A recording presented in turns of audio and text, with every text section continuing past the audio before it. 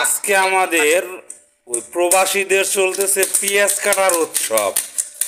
দেখা যাক কে কত দ্রুত গতিতে পেঁয়াজ কাটতে পারে আর কার পেঁয়াজ কাটা কত সুন্দর।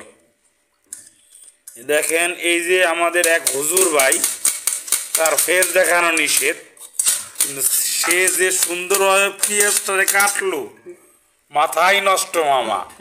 আর আমাদের এই যে আলেক ভাই, সে যা পেঁয়াজ যা কাটতেছে বামাল বামাল সাইজে।